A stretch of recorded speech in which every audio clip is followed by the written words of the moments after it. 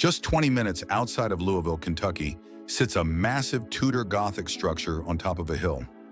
For decades, it served as a hospital to fight the deadly tuberculosis epidemic, witnessing thousands of deaths.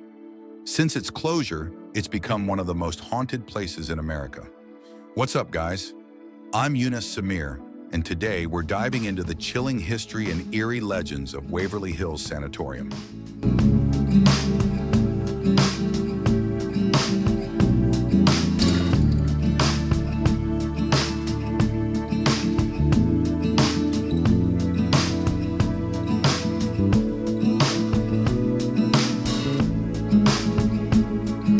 Let's find out if it's as haunted as they say, and what the future holds for this iconic building. Waverly Hills' story begins in 1882, the same year tuberculosis was formally discovered.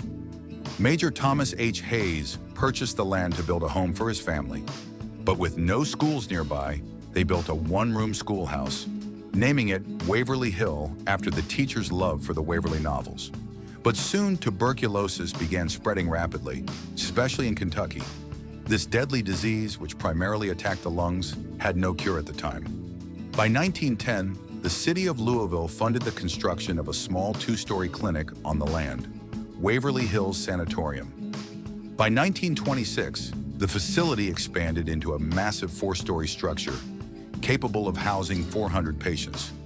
With its Gothic architecture and state-of-the-art treatments, it became a beacon of hope and despair. Waverly Hills was designed to treat tuberculosis patients with fresh air and sunlight. Patients spent hours on sun porches, breathing in the dense outdoor air. The facility even had a library, movie theater, and a rooftop playground for children. But despite these efforts, thousands died here. Treatments were experimental, and many patients arrived in the late stages of the disease.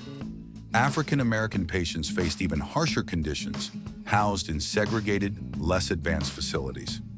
By the 1950s, antibiotics finally provided a cure, and Waverly Hills closed its doors in 1961. But its story was far from over.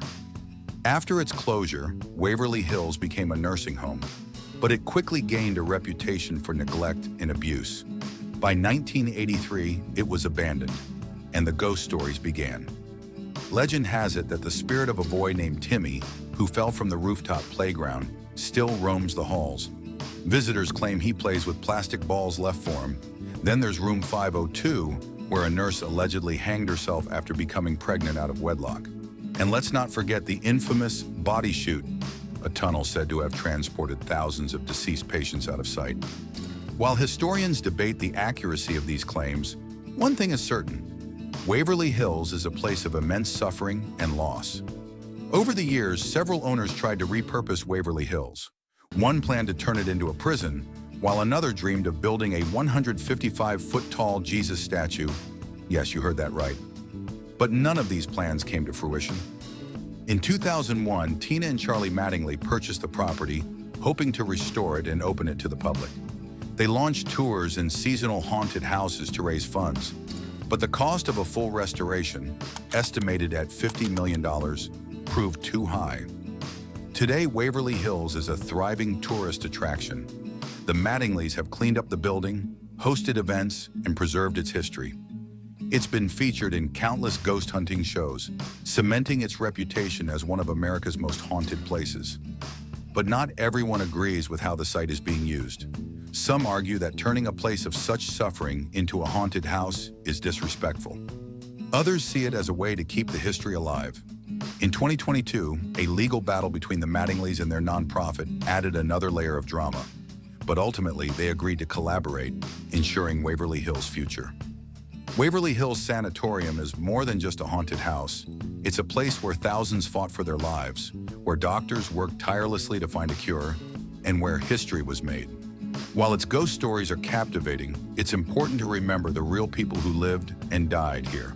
And as far as paranormal, you never stop having experiences. Now, am I saying that you will have an experience every single time you come in here? No, because that's just paranormal activity. But when you do have that experience, it's like, oh my gosh. Now, if you can't wait until next week to head out to Waverly Hills, this Saturday, they're having a car show, the proceeds of which benefit veterans' mental health. In PRP, Sam Carter, WLKY News. Thanks for watching, guys. If you enjoyed this video, don't forget to like, subscribe, and hit that bell icon for more deep dives into history's most fascinating places. Until next time, I'm Yunus Samir. Stay curious.